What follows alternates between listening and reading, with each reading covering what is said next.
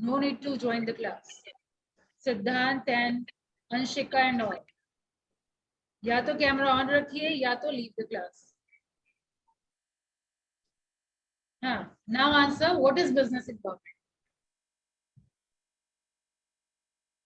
ये भारी भरकम तो वर्ड नहीं है, बाइफर्केट करना सीखिए थोड़ा. बिजनेस और इन्वायरमेंट. बिजनेस इन्वायरमेंट क्या है, पहले बाइफर्केट करिए. बिजनेस का क्या मतलब है, इन्वायरमेंट का क्या मतलब है, define that. What is business? Icon वाले कितने हैं यहाँ पे? What is business?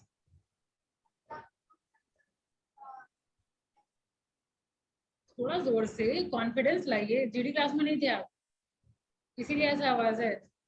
जो बोलिए बोल्डली बोलिए, क्लियर बोलिए, लाउड बोलिए. हाँ सही बोल रहे हैं, आंसर तो सही है, बस लाउड बोलिए थोड़ा.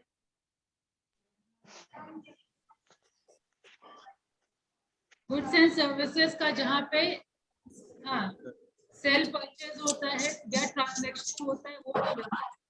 अब इन्वायरमेंट क्या है? What is environment? Exchange of goods and services is known as business. And what is environment?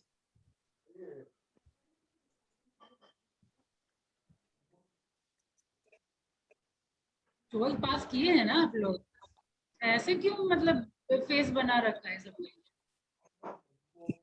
Environment मतलब वातावरण, सराउंडिंग, है ना. तो जो भी बिजनेस हम लोग कर रहे हैं, गुड्स एंड सर्विसेज का एक्सचेंज कर रहे हैं, वो कहीं ना कहीं किसी चीज से इफेक्ट तो होता है ना.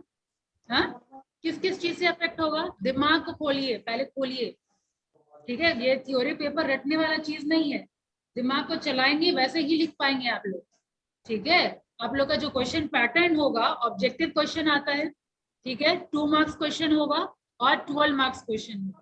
ठीक है, यानी आपको पढ़ाई करना है तो एक तो पहले कॉम्प्रिहेंसिव पढ़ाई तो करना ही है. ऑब्जेक्टिव करने के लिए आपको line to line go through करना होगा. यस और नो? अब डिस्क्रिप्टिव लिखने के लिए डिस्क्रिप्टिव तभी लिख पाएंगे जब आप कॉन्सेप्ट समझेंगे. एक एक लाइन तो आप पढ़ेंगे नहीं. चलिए ठीक है, रट के 2 मार्क्स का क्वेश्चन तो आप लिख लेंगे, 12 मार्क्स का कैसे लिख पाएंगे जब तक अंडरस्टैंडिंग नहीं होगा. और अंडरस्टैंडिंग पहले डेवलप करना, सेकंड में फिर उसको एक्सप्रेस करना, इतना तो आना चाहिए. तो बस कॉन्सेप्ट समझते जाइए और उसको एक्सप्रेस करना शुरू करिए. ठीक है, बिजनेस समझ गए, इन्वायरमेंट समझ गए, सराउंडिंग. तो हमारा बिजनेस अफेक्ट होगा सराउंडिंग से. अब सराउंडिंग में क्या क्या आता है? Both internal and external. Pen copy चल रहा है, मैंने बिजनेस को डिफाइन किया, इन्वायरमेंट को डिफाइन किया. अब कितने टाइप का इन्वायरमेंट? 2 टाइप का इन्वायरमेंट, इंटरनल और एक्सटर्नल. अब इंटरनल इन्वायरमेंट में क्या क्या आएगा? रफली लिखते जाइए, वो फेयर कॉपी क्लास में पॉसिबल नहीं है. रफली लिखते चले जाइए, एक नोटबुक रखिए एक सब्जेक्ट का, फेयर रफ सब उसी में करेंगे. जो क्लास में आप समझते जाएंगे वो भी रफली लिखेंगे, और जो मटेरियल मैं आपको दूंगी या कभी कुछ डिक्टेट करवाऊंगी वो भी आप उसी कॉपी में ही लिखेंगे. ठीक है, मेन आपको फोकस करना है कॉन्सेप्ट डेवलपमेंट पे, ना कि अपना खूबसूरत नोट्स बनाने. ठीक है, अब कॉलेज में आ गया वो आप एग्जाम में डायरेक्ट करिए, कोई प्रॉब्लम नहीं है. बस आप ऐसे लिखिए जो आपको कॉन्सेप्ट समझ में आए. हाँ, इन्वायरमेंट कितने टाइप का? इंटरनल और एक्सटर्नल, दोनों इन्वायरमेंट को फोकस करना होगा. अब इंटरनल इन्वायरमेंट मतलब क्या हुआ? अब जैसे सिमेज है, सिमेज के बच्चों को तो मैं कंट्रोल कर सकती हूँ. रोड पे चलते हुए बच्चों को क्या मैं कंट्रोल कर सकती हूँ? रोड पे चलते हुए आदमी को कंट्रोल कर सकती हूँ क्या? ऐसे गाड़ी क्यों चला रहे हो, वैसे हल्ला क्यों कर रहे हो? अगर हल्ला हो भी रहा होगा जाके मैं डांट सकती हूँ क्या? पॉसिबल नहीं है. तो ये कॉन्सेप्ट समझ में आ रहा है कि इंटरनल इन्वायरमेंट हमेशा हमारे कंट्रोल में होता है. यस और no online students, getting my point? Yes ma'am. Internal environment होगा वो हमेशा हमारे कंट्रोल में होगा, और एक्सटर्नल इन्वायरमेंट जस्ट अपोजिट. क्या? Which is always out of control. Internal environment हमारे कंट्रोल में, एक्सटर्नल इन्वायरमेंट हमारे कंट्रोल से बाहर. डन. अब देखिए पीडीएफ देखिए, ये रहा डिफरेंस. पहला मीनिंग आप देख रहे हैं इंटरनल. पीडीएफ देखिए, आप दोनों में से किसी का नहीं आया क्या? हाँ तो देखिए उनका. Number 1, internal environment refers to all the inlining forces and condition present within the company, यानी कंपनी के अंदर, प्रीमिसेस के अंदर, बाउंड्री के अंदर. ठीक है, which can affect the companies working, जो कंपनी के वर्किंग को अफेक्ट कर सकता है। तो ऐसा थोड़ा दिमाग लगाइए कि कंपनी के अंदर ऐसा क्या क्या चीज है जो अफेक्ट कर सकता है। कंपनी के अंदर, प्रीमिसेस के अंदर क्या क्या चीज अफेक्ट करेगा बिजनेस को? Labour, employees, yes very good. और कौन? स्पीकर होल्डर, शेयर होल्डर सुना था मैंने। शेयर होल्डर तो बाहर के लोग हुए ना, कंपनी के अंदर के हुए तो नहीं। कॉम्पिटिटर भी बाहर का हुआ, कॉम्पिटिटर तो प्रीमिसेस के बाहर ना। दिमाग लगाइए, प्रीमिसेस बाउंड्री के अंदर क्या क्या चीज है। बाउंड्री के अंदर एक तो एम्प्लॉयज, आप सही बोले, और कंपनी का बिलीफ सिस्टम, कंपनी का वैल्यू, कंपनी का विजन, मिशन, ऑब्जेक्टिव, ये सब कंपनी के कंट्रोल में है कि नहीं? एचआर पॉलिसी वगैरह जो भी कंपनी बनाती है, ये सब कंपनी की प्रीमिसेस के अंदर बनाती है ना। तो ये उसका पॉलिसी कैसा है, लीडरशिप उस प्रीमिसेस के अंदर कैसा है, वो बिजनेस को अफेक्ट करेगा कि नहीं करेगा? उसका वैल्यू कैसा है, अफेक्ट करेगा कि नहीं करेगा? ठीक है, तो ये सारा इंटरनल इन्वायरमेंट में आ जाता है। ये भी मैं डायग्राम शो करती हूँ आप लोगों को। ये देखिए, ये फर्म है, दिख रहा है? अंशिका, मैं आपको रिमूव कर दूं? अंशिका, सिद्धांत एंड मनीष, एक चीज बार बार मैं नहीं बोलूंगी, और मेरे मतलब लेक्चर में डाइवर्शन नहीं चाहिए मुझे। बार बार ध्यान, आपका कैमरा ऑफ अगर मेरा अट्रैक्ट कर रहा है मतलब यू आर डिस्ट्रैक्टिंग मी। चलिए, डायग्राम दिख रहा है। वन इज वैल्यू सिस्टम, दिख रहा है कंपनी का अपना क्या वैल्यू है, विजन, मिशन, ऑब्जेक्टिव, ये सब पता है क्या होता है vision? What is vision?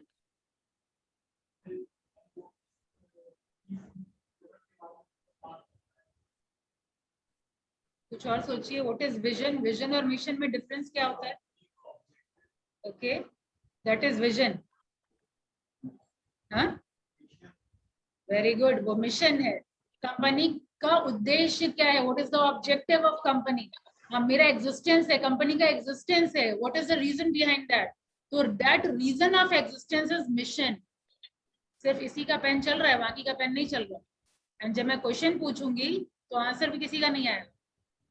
Pen चलाइए। विजन, मिशन मैंने अभी क्या बताया था? Reason of existence is mission. Okay, अब विजन क्या है? विजन क्या है? Where I want to be. हम कहा, विजन क्या हो रहा है? विजन, मेरा विजन क्या है? सीए बनना। मेरा विजन, मैक्सिमम लोग का कुछ विजन होगा ना बीकॉम चूज करने के पीछे। तो मेरा विजन है सीए बनना, मेरा विजन है सीएस बनना। तो सेम कंपनी का भी विजन होता है कि मेरा विजन है कि 20 साल के बाद यहाँ पहुंचना, या 30 साल के बाद यहाँ पहुंचना। तो वो कहाँ पहुंचना, वो स्टेटमेंट में कंपनी लिखती है।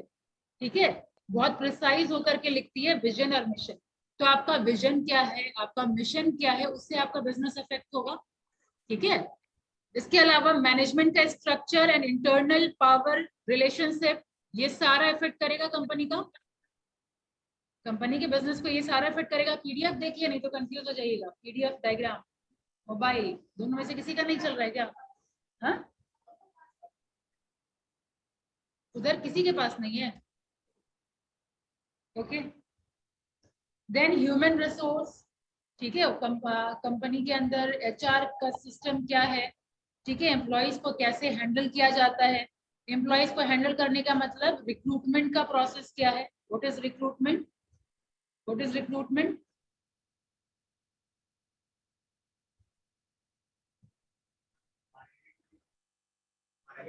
हायरिंग पीपल तो सिलेक्शन हो जाएगा। देखिए, रिक्रूटमेंट जब हम लोग पुल जमा करते हैं, जैसे मान लीजिए pool of all the candidates is known as recruitment. ठीक है, वो एक पॉजिटिव प्रोसेस होता है। सारा टर्म आप लोग थोड़ा लिखते चले जाइए। रिक्रूटमेंट क्या है? पॉजिटिव प्रोसेस है। क्यों पॉजिटिव प्रोसेस है? क्योंकि हम यहाँ पे रिजेक्शन नहीं करते। रिक्रूटमेंट में रिजेक्शन नहीं होता। वहां पे जितना एप्लीकेशन आता है वो बस आने देते हैं हम लोग। जैसे मान लीजिए मैनेजमेंट ट्रेनिंग के लिए मेरे को चाहिए 10 लोगों की जरूरत है। 10 में से जितना कुछ लोग अप्लाई करेंगे ना, तो बस अप्लाई करते जा रहे हैं हम लोग, लेते जा रहे हैं, अप्लाई करते जा रहे हैं हम लोग, लेते जा रहे हैं। उस प्रोसेस को हम लोग रिक्रूटमेंट कहते हैं। ठीक है, अब जो हम छांटना शुरू करते हैं, एलिमिनेट करना शुरू करते हैं, तो उसको हम लोग सिलेक्शन कहते हैं।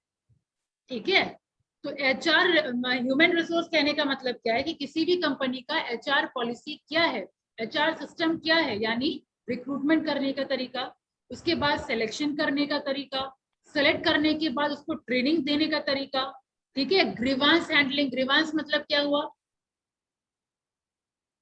What is grievance? From online, what is grievance?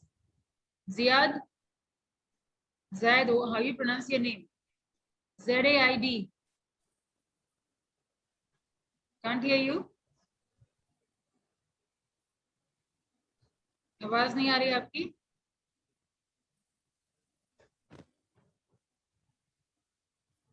Okay, Yamini. Yes ma'am. बताइए व्हाट इज ग्रीवांस?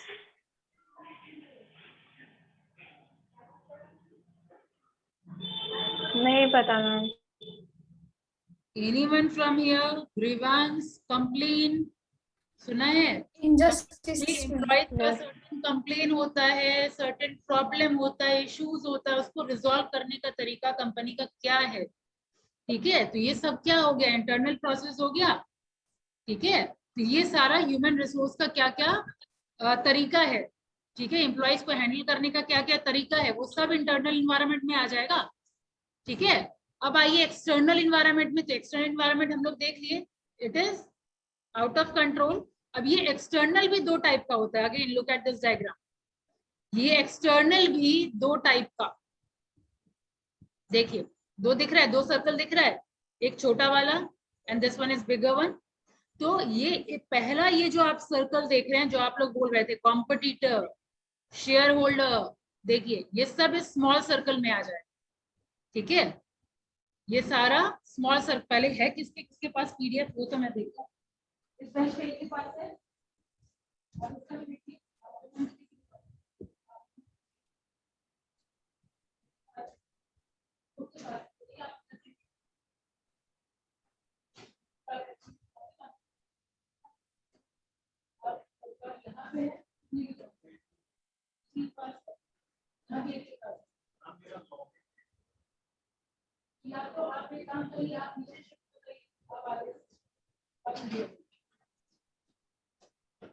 ठीक है, अब दिख रहा है, डन। देखिए दो सर्कल नजर आ रहा है आपको, one is micro environment, MICRO, ये छोटा वाला सर्कल देखिए, मेरा कर्सर देखिए कहाँ मूव हो रहा है, माइक्रो इन्वायरमेंट, ठीक है। माइक्रो मींस जो डायरेक्टली इन्फ्लुएंस करता है बिजनेस को, ठीक है। तो इसमें आएगा आपका डायरेक्ट इन्फ्लुएंस किससे होंगे, पहला है आपका कॉम्पिटिटर। एक्सटर्नल इन्वायरमेंट में, वापस रिपीट कर रही हूँ, जो लोग अभी सेटल हुए हैं, एक्सटर्नल इन्वायरमेंट में भी दो type, one is micro environment MICRO, second one is macro environment MACRO। तो ये जो छोटा वाला सर्कल आप लोग देख रहे हैं, दैट वन इज माइक्रो, ठीक है। और ये माइक्रो क्या होता है, विच डायरेक्टली इन्फ्लुएंस द बिजनेस। अब कैसे, देखिए नंबर वन इज कॉम्पिटिटर। हमारे पास पहले एयरटेल का सीन था, आइडिया, वोडाफोन, यूनिनॉर, ना जाने कितना कितना। अचानक से एक कॉम्पिटिटर आया, जियो, डायरेक्ट इन्फ्लुएंस हुआ बाकी बिजनेस पे, डायरेक्ट हुआ। जितना एग्जांपल है, लाइव एग्जांपल सोचिए और कनेक्ट करिए, डायरेक्ट हुआ कि नहीं हुआ, कॉम्पिटिटर माइक्रो एनवायरनमेंट में आया, यस। अब आइए सेकंड, सप्लायर। मान लीजिए पेन बनाने वाले हैं, ठीक है। अब पेन बनाने वाले को जो रेफिल जिससे आप लेते हैं, या फिर वो जो प्लास्टिक जिससे आप लेते हैं, वो सप्लाई करना ही बंद कर दो, डायरेक्टली अफेक्ट करेगा, सप्लायर डायरेक्टली अफेक्ट कर रहा है आपके बिजनेस को, तो ये माइक्रो एनवायरनमेंट में आया। Next one is customer, customer he switch करना शुरू करे, ठीक है। कस्टमर कैसे, एयरटेल के जगह पे जियो लेना शुरू करे, तो डायरेक्ट इफेक्ट हुआ, यस और नो। अब आ जाइए इंटरमीडियरीज, इंटरमीडियरीज मतलब बिचौलिया, जो गुड सप्लाई वगैरह जो हम करते हैं, रिटेलर, ठीक है, वो सब भी इफेक्ट करेगा कि नहीं हमारे बिजनेस को, यस। Getting my point. आगे चलिए, शेयर होल्डर, शेयर होल्डर्स किसको कहते हैं, शेयर होल्डर्स। देखिए कंपनी जो होती है, you all are very raw, icon वाले शेयर होल्डर नहीं बता पाएंगे तो फिर दिक्कत है। जो कंपनी का शेयर खरीदता है वो शेयर होल्डर होता है। कंपनी का शेयर खरीदता है। अब ये शेयर क्या होता है, शेयर कैपिटल किसी कंपनी का जो कैपिटल है उसको बहुत सारे पार्ट्स में जब बांट देते हैं तो वो शाबाश, जब कैपिटल को हम स्मॉल पार्ट्स में डिवाइड करते हैं तो वो शेयर होता है, और वो शेयर को जो परचेज करते हैं वो शेयर होल्डर कहलाते हैं। यस, तो शेयर होल्डर अफेक्ट करेगा डायरेक्टली बिजनेस को। फिर अब आ जाइए एम्प्लॉइज, मीडिया, ये सारा क्या है, माइक्रो इन्वायरमेंट। ठीक है, अब इसका भी broader perspective, that is micro. ठीक है, अब इससे माइक्रो से भी ब्रॉड होता है आपका मैक्रो, MACRO। क्यों ज्यादा ब्रॉड होता है? ये सारा तो एक इंडिविजुअल फर्म को इफेक्ट किया ना। माइक्रो इन्वायरमेंट इंडिविजुअल फर्म को इफेक्ट करता है। इंडिविजुअल फर्म को मतलब छोटा बड़ा नहीं, एक फर्म को। हाँ, फर्म और इंडस्ट्री में मतलब डिफरेंस क्या है वो मैं बता दूं। मान लीजिए एयरटेल फर्म है, ठीक है। अब एयरटेल, वोडाफोन, जियो, ये सब क्या है मिलके इंडस्ट्री कहलाए, टेलीकॉम इंडस्ट्री। यानी एक अगर है तो firm, group of firm is industry. Clear? सारा क्वेश्चन मैं पूछूंगी, अभी सर हिलाने से नहीं होगा, सारा आपके दिमाग में रिकॉर्ड होना चाहिए, पेन चलते रहना चाहिए। यस, आपका नाम क्या है? हाँ, चंदा। तो पेन नहीं चल रहा है, समझ आ गया? माइक्रो माइक्रो क्या हुआ? हाँ, तो क्या होता है बताइए। बस इतना बोलेंगे हो जाएगा, मतलब इंग्लिश का हिंदी ट्रांसलेशन।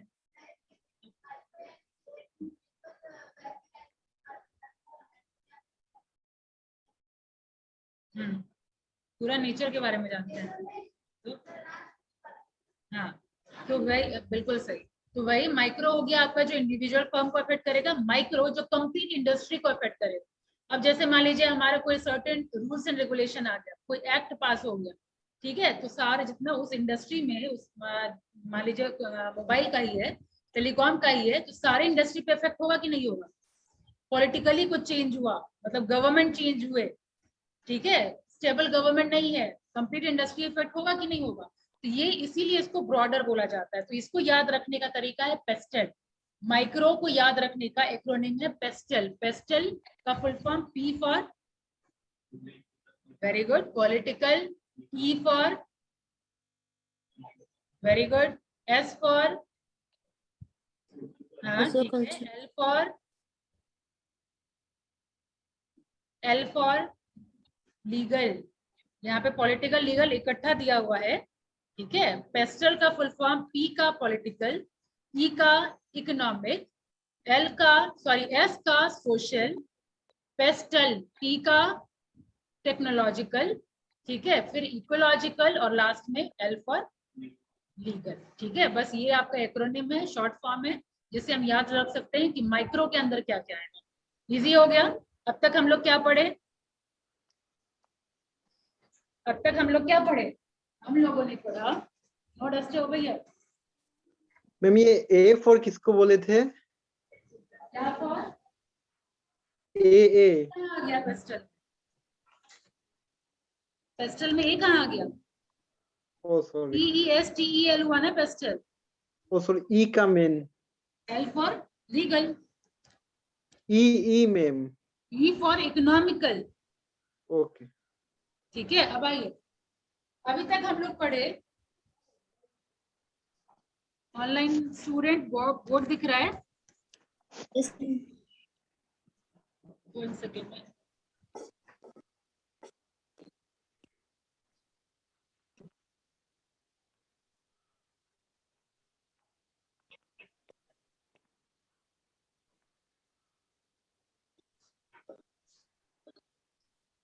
अब बेटर विजिबिलिटी है, बोर्ड की विजिबिलिटी सही है बोर्ड की? Yes ma'am. देखिए, हम लोगों ने अभी तक देखा बिजनेस इन्वायरमेंट क्या है। यस, बिजनेस इन्वायरमेंट कितने टाइप का है? कितने टाइप? कौन कौन? Internal, external. एक्सटर्नल में कितने टाइप? कौन कौन? मैम ये बोर्ड पे लाइट का ज्यादा ब्राइटनेस है, हाँ? बोर्ड पे लाइट का ज्यादा ब्राइटनेस है मैम। अच्छा, मैं रिपीट करवा दूँ, माइक्रो और मैक्रो, ठीक है। माइक्रो में कौन कौन क्या क्या आया? Vision, mission, HR, value system, objective. ये सॉरी इंटरनल में यही आया, विजन, मिशन, ऑब्जेक्टिव, ठीक है, ये सारे इंटरनल में आया। माइक्रो में क्या क्या आया? जो individual from, very good, competitor, share holder, supplier, media, ठीक है। चलिए सही समझे, ये सारा माइक्रो, मैक्रो में क्लस्टर, ठीक है। तो बस ये है introduction of your business environment. अब जो हम लोग जो कुछ भी पढ़ेंगे ये इसी एनवायरनमेंट के अंदर आने वाले सारे चीज को पढ़ेंगे, और उसमें आपका फर्स्ट चैप्टर है साइंटिफिक मैनेजमेंट, ठीक है। तो अब साइंटिफिक मैनेजमेंट की अगर मैं बात करूं, हाँ आप लोग को रिपीट करवाना था ना, बस मैं वही रिकैप करवाई जो जो अभी हम लोग पढ़े हैं। बिजनेस एनवायरनमेंट का डेफिनेशन पढ़े हम लोग, ठीक है। कितने टाइप का होता है वो देखे हम लोग, इंटरनल और एक्सटर्नल, ठीक है। इंटरनल दो टाइप का, यहाँ माइक्रो लिखा है, माइक्रो लिखा हुआ है। इसमें रिफ्लेक्शन में उल्टा क्यों दिख रहा है?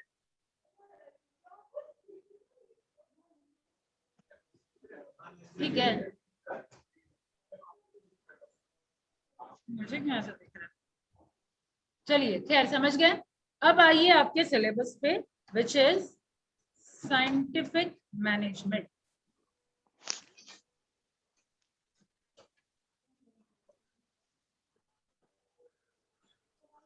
पहले लास्ट क्लास में हम लोगों ने बताया था साइंटिफिक मैनेजमेंट है क्या, व्हाट इज साइंटिफिक मैनेजमेंट?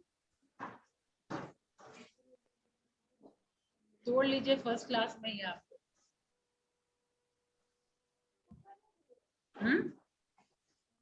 ठीक है, पहले दिए कौन है? Scientific management was given by H.W. Taylor. हाँ, H.W. Taylor. F.W. Taylor, Frederick Vincent Taylor, ठीक है। तो देखिए ये साइंटिफिक मैनेजमेंट लाने का जरूरत क्यों पड़ा? जिस कंपनी में ये थे वहां पे प्रॉपर ये प्रोडक्शन मैनेजर थे, प्रॉपर रिजल्ट नहीं आ पा रहा था, ठीक है। तो चूंकि ये इंजीनियरिंग किए हुए थे तो ये ऐसा मतलब इम्प्लीमेंट करवाए कि ये मैनेजमेंट में भी साइंस को इम्प्लीमेंट करना चाहिए। हर चीज के रीजन में हम लोग ये साइंस के साथ रिलेट करके देखें कि ऐसा हो रहा है तो क्यों हो रहा है। लाइक वर्क अगर स्लो हो रहा है तो ऐसा क्यों हो रहा है, तो साइंटिफिकली जो हम लोग सोचना शुरू करेंगे, दैट इज साइंटिफिक मैनेजमेंट, ठीक है। तो पहले who proposed it? F.W. Taylor. क्या पर्पस था, क्यों जरूरत पड़ा? To know the reason behind any particular issue और प्रॉब्लम, ठीक है। अब आइए इसका डेफिनेशन अगर हम बात करें तो according to F.W. Taylor, scientific management, cursor जहां मूव कर रहा है वहां देखेंगे, scientific management consist of certain philosophy, एक ऐसा फिलॉसफी जो कि फोकस करता है साइंटिफिक सिलेक्शन पे। ऑब्वियसली एम्प्लॉइज के सिलेक्शन की बात हो रही है, तो F.W. टेलर क्या बोल रहे हैं? साइंटिफिक मैनेजमेंट क्या है कि पहले तो हम सिलेक्शन ही करेंगे तो साइंटिफिकली करेंगे। साइंटिफिकली सिलेक्शन करने का मतलब क्या? क्वालिफिकेशन देख के, एलिजिबिलिटी देख के तो सिलेक्शन करेंगे। And training of right worker for the right job, जिसका जो काम है वो करवाना। अब मान लीजिए लेबरर से अगर आप टीचर का काम करवाएंगे, होगा क्या? पॉसिबल नहीं है, बोलना तो नहीं चाहिए, लेकिन टीचर से लेबरर का काम करवाएंगे तो होगा क्या? फिजिकली या कर सकते हैं, बट कुछ प्रोफेशन होते हैं जो कि फिजिकल लेबर के लिए नहीं बने रहते हैं, ठीक है, या कुछ इंडिविजुअल होते हैं जो फिजिकल लेबर के लिए नहीं बने हुए हैं। तो आपको एनालाइज करना होगा कि किससे कैसा काम करवाना है आप, ठीक है। तो साइंटिफिकली पहले सिलेक्शन, उसके बाद right kind of training for the right job. Understood? Done. अब आगे देखिए, providing adequate working condition. What do you mean by working condition? Adequate working condition से मतलब है कि जहां आप काम करवा रहे हैं वहां का एनवायरनमेंट कैसा है, ठीक है। रेस्ट रूम जैसे एनवायरनमेंट में भी यहाँ पे ऐड किया हुआ है, जैसे वहां का drinking water, canteen system, lightning, ventilation, rest room, ठीक है। ये सारा आपका आ जाएगा वर्किंग कंडीशन के अंदर। अंडरस्टूड? तो वर्किंग कंडीशन भी अफेक्ट करता है एम्प्लॉइज पे, कि आप बेहतर वर्किंग कंडीशन देंगे तो एम्प्लॉइज बेहतर काम करेंगे। यस, आगे बढ़िए। Providing a system of monetary incentive to effective worker, ठीक है। जो अच्छा काम कर रहे हैं, देखिए जब एक तरह सैलरी देंगे तो जो लोग काम नहीं भी कर रहा है तो उसको भी वैसी ही सैलरी मिल रही है, और जो काम कर रहा है उसको भी वैसी ही सैलरी मिल रही है। तो मोटिवेशन कहाँ से आया? करने वाला भी सोचेगा भाई बैठ के पैसा मिलना है तो बैठे ही रहो, काम नहीं करना। ठीक है, तो यही चीज यहाँ साइंटिफिक मैनेजमेंट में इंट्रोड्यूस किया गया कि एक मॉनेटरी इंसेंटिव देना चाहिए टू इफेक्टिव वर्कर, मतलब जो अच्छा काम कर रहे हैं उसको थोड़ा प्रोपोर्शनेटली ज्यादा देना। अंडरस्टूड? समझ आ गया? तो यहाँ पे यही चीज बोला गया है कि पहले तो साइंटिफिक सिलेक्शन, दूसरा training for the right job, ठीक है, और फिर तीसरा है आपका प्रोवाइड एडिक्वेट वर्किंग कंडीशन, और फिर चौथा है provide monetary incentive to effective worker, ठीक है, and assumption of responsibilities by manager and supervisor, उनकी रिस्पॉन्सिबिलिटी जो प्रोवाइड कर जो दिया जा रहा है उसको बेहतर करना। ठीक है, तो ये है आपका main definition of scientific management. इसके अलावा यहाँ पे देखिए, the system of monetary incentive motivate the worker to work well. जो मॉनेटरी इंसेंटिव आप जो देते हैं, जो एक्स्ट्रा प्रोपोर्शनेटली एक्स्ट्रा जो आप देते हैं वर्कर को, इससे क्या हो रहा है, एम्प्लॉइज मोटिवेटेड हो रहा है, राइट, अपने रिस्पॉन्सिबिलिटी को एक्सेप्ट कर रहा है, राइट। उसके बाद नेक्स्ट आपका और बुलेट पॉइंट में आप लिख सकते हैं, पहले बुलेट पॉइंट में जो अभी मैंने बताया साइंटिफिक मैनेजमेंट क्या है, साइंटिफिकली सेलेक्ट करना, ठीक है, राइट, ट्रेनिंग देना फॉर द राइट वर्कर, फिर वर्किंग कंडीशन बेहतर प्रोवाइड करना, बेहतर इंसेंटिव मॉनेटरी इंसेंटिव प्रोवाइड करना, पहला बुलेट पॉइंट, ठीक है। सेकंड बुलेट पॉइंट में आप लिखेंगे scientific management as a substitution of exact scientific investigation and knowledge for the old individual judgment or opinion। कहने का मतलब जो पुराना जो ट्रेडिशन चलता आ रहा है उस तरीके से डिसीजन लेने के बदले हम लोग स्टैंडर्ड वे में डिसीजन लेंगे, नया नया एक्सपेरिमेंट करके हम लोग डिसीजन लेंगे, ठीक है। पहले डिसीजन जो होता था वो इंट्यूशन पे होता था, ट्रायल एंड एरर मेथड से होता था, ठीक है। तो अब वैसा नहीं करके हम लोग एक स्टैंडर्डाइज फॉर्मेट से हम लोग जज करेंगे या डिसीजन लेंगे। समझ आया? Got it? ये है आप सेकंड बुलेट पॉइंट में लिखेंगे। और तीसरे बुलेट पॉइंट में क्या है यहाँ पे, the prosperity for the employer means lower cost but higher return. यानी यहाँ एम्प्लॉयर और एम्प्लॉय दोनों के बेनिफिट पे काम हो रहा है। तो सबसे पहले अगर एम्प्लॉयर की बात करें तो एम्प्लॉयर के बेनिफिट के लिए कैसे काम हो रहा है, एम्प्लॉयर यानी जो पेमेंट करता है, जो सैलरी प्रोवाइड करता है वो एम्प्लॉयर, और एम्प्लॉय सैलरी लेने वाला, ठीक है। तो एम्प्लॉयर का बेनिफिट का कैसे बात हो रहा है, it means lower cost but higher return. उनका कॉस्ट कम लगे यानी पैसा कम देना पड़े और प्रॉफिट ज्यादा अर्न करे। ये हम साइंटिफिक मैनेजमेंट में इंश्योर करेंगे कि ऐसा हो, ठीक है। मैक्सिमम प्रॉस्पेरिटी ऑफ एम्प्लॉय कैसे, fair as well as high wages. एक तो जितना उसको मजदूरी मिलना चाहिए, चाहे वो मजदूरी हो चाहे वो सैलरी हो, जितना मिलना चाहिए उतना मिले, फेयर हो और मैक्सिमम हो, ठीक है। ये चीज इंश्योर करना, यानी एम्प्लॉयर और एम्प्लॉय दोनों के बेनिफिट के लिए काम हो रहा है, ठीक है। तो definition of scientific management clear हुआ। 3 बुलेट पॉइंट आप लोग घर जाके नोट्स बनाएंगे। अभी तक क्या बनाएंगे, बिजनेस इन्वायरमेंट का जो मैंने आपको बताया, इसीलिए मैं बोल रही हूँ रफली लिखिए ताकि घर जाके आप लोग अपने वर्ड्स में लिखें, तब आंसर बेहतर। पीडीएफ तो मैं शेयर करूंगी, ठीक है, लेकिन नोट्स आप अपने वर्ड्स में बनाएंगे और दूसरे दिन मैं चेक करूंगी आपने क्या लिखा, कितना समझे। तो पहला बिजनेस इन्वायरमेंट का डेफिनेशन लिखना है आपको, ठीक है, शॉर्ट में ही लिखेंगे, बुलेट पॉइंट में बनाइए, ज्यादा बेहतर होगा। इसी तरीके से डिफाइन करेंगे एक्सटर्नल इंटरनल, कितना टाइप्स मैंने बताया वो डिफाइन करेंगे, और फिर आएंगे साइंटिफिक मैनेजमेंट। साइंटिफिक मैनेजमेंट पहले हु प्रपोज दैट, नाम, ठीक है, उसके बाद डेफिनेशन। 3 पॉइंट बताए गए डेफिनेशन में, तीनों बुलेट पॉइंट में आप लिखेंगे। पहला है आपका वही साइंटिफिक सिलेक्शन वाला, दूसरा क्या बताया गया, prosperity of worker and employ and employer, और तीसरा क्या बताया गया, मनी इंसेंटिव्स, ठीक है। ये सब चीज आप लोग को बुलेट पॉइंट बना करके लिखना है। और ये old individual judgment and opinion को रिप्लेस करना साइंटिफिक इन्वेस्टिगेशन के साथ, ये था तीसरा पॉइंट, ठीक है। Replacing old judgment and opinion with scientific investigation. So these are the definition of scientific management or concept of scientific management. Clear? अब आगे बढ़ा जाए, ज्यादा ओवर तो नहीं हो रहा फर्स्ट क्लास में, दिमाग में जा रहा है सारा कुछ। अब आइए प्रिंसिपल ऑफ साइंटिफिक मैनेजमेंट, ये शुरू करें हम लोग। लेकिन सबसे पहले Revathi roll number 16, Yes, ma'am. Your name is Revati. Yeah, ma'am. Okay, please define what is scientific management. Scientific management ये जहां तक मैं बता सकता हूँ, ये मिनिमम रिसोर्स में आउटपुट, ये अच्छा आउटपुट लाना ही साइंटिफिक मैनेजमेंट है। क्या चीज? मिनिमम रिसोर्स एक प्रकार से हम बता सकते हैं, जो मिनिमम रिसोर्स में एक अच्छा बेस्ट उसको यूटिलाइज करके एक अच्छा आउटपुट रिसीव करना है। बिल्कुल, ये भी एक पॉइंट है, मिनिमम रिसोर्स लगा करके हम मैक्सिमम आउटपुट निकालना। This is also one of the point of scientific management. और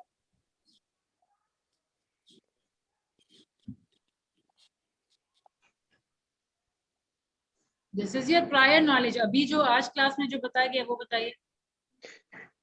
मैम, ये जितना पुराना जो ट्रेडिशन चलती आ रही है उसको ये रिप्लेस करना न्यू एक्सपेरिमेंट के साथ जो इफेक्टिव हो। वेरी गुड, चलिए शाबाश, you were concentrating. Now Sunny, आप Yes, बताइए, एक पॉइंट वो बताया। मैम साइंटिफिक मैनेजमेंट में हमें जिस तरह के काम करवा रहे हैं जिस आदमी से, उसके सब पे करना चाहिए ताकि आउटपुट हमारा अच्छा हो। जैसे ठीक है, एक वेरी गुड, दो शाबाश। यामिनी, जो बचा हुआ पॉइंट है, you speak up.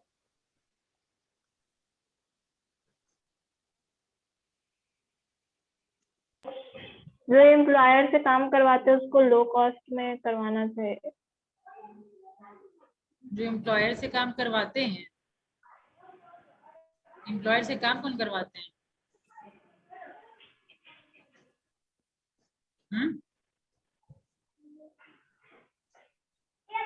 Ma'am the employer की प्रॉस्पेरिटी की बात हो रही है, यस ठीक मैम। है? Prosperity of employer and employ.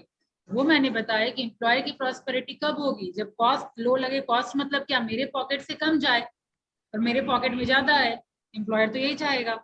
Yes. Employ का प्रॉस्पेरिटी कैसे होगा? जितना हम काम कर रहे हैं उसका फेयर वेजेस मिले। Yes, yes ma'am. Prosperity of employee होगा। Done now. Yes ma'am. Alka Sinha, roll number 49। Yes ma'am. Yes, आप बताइए what is micro environment?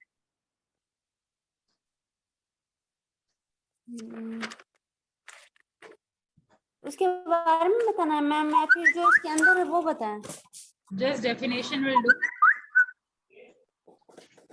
Political economics micro, CRO। क्या मैम? पहले डिफाइन करिए, पहले एक्सप्लेन करिए व्हाट इज माइक्रो। एक लाइन बस बताइए कि what is micro environment, MICRO।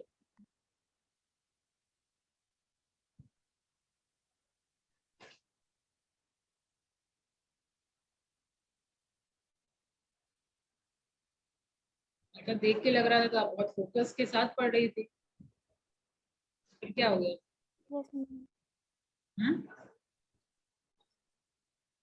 Roll number 2। Yes ma'am. Micro बताइए। मैम माइक्रो एनवायरनमेंट जो हमारे कंट्रोल में रहता है। ये बताया गया था।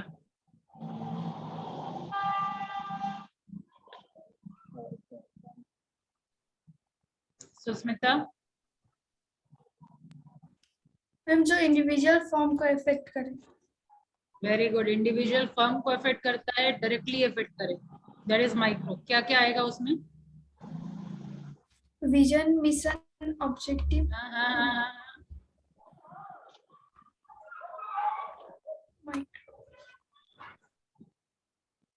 Ma'am political question.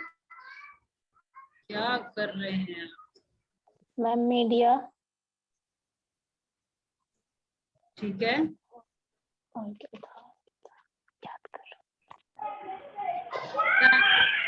म्यूट कर लीजिए। हो गया, हो गया, म्यूट कर लीजिए। सिद्धांत। Yes ma'am. क्या आएगा माइक्रो में? मैम शेयर होल्डर आएगा।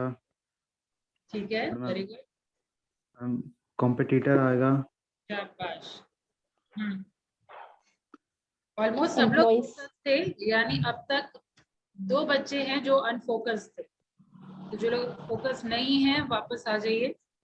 आंसर मैं बीच बीच में, मेरा पढ़ाई का ये तरीका है, आप लोग को मेंटली वापस से लाना क्लास में। पढ़ते पढ़ते फिजिकली तो हैं यहाँ पे, तो वो तो ऑप्शन नहीं है हमारे पास, लेकिन मेंटली उड़ना शुरू हो जाते हैं। मेंटली यहाँ पे 1 घंटा तक बनाए रखना, ये मेरी जिम्मेदारी है। तो प्लीज बी फोकस, इसीलिए मैं बोलती हूँ पेन और पेपर के साथ बैठिए। नाउ अंशिका,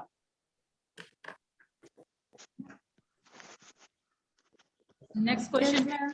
आप इंटरनल इन्वायरमेंट में क्या क्या आएगा? इंटरनल एनवायरनमेंट में, इंटरनल एनवायरनमेंट में value system, vision, mission, objective शाबाश। और बीकॉम के बच्चे अच्छे हैं, इसका मतलब करियर ओरिएंटेड हैं आप लोग। और बच गया बस एक माइक्रो, वो भी कंप्लीट कर लीजिए। सलोनी कुमारी, सलोनी क्लास में ही है? अच्छा, तो जितने कैमरा ऑफ वाले हैं वो क्लास वाले हैं, आप लोग तो बता ही देंगे। बता दीजिए, माइक्रो बस बचा हुआ है।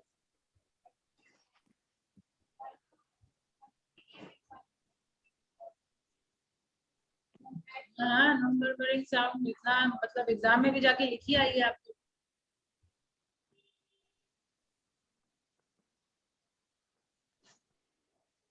हाँ पूरे, हाँ ठीक है। क्या क्या है उसके अंदर? हाँ भाई,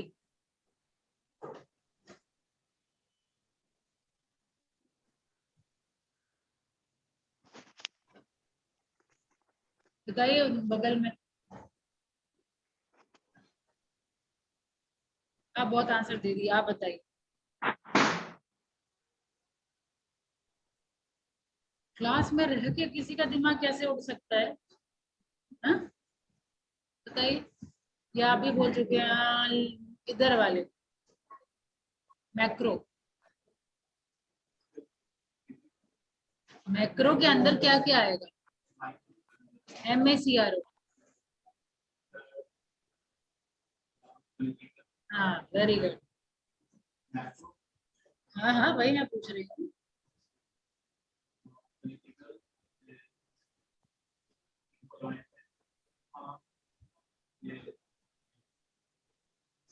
बताइए।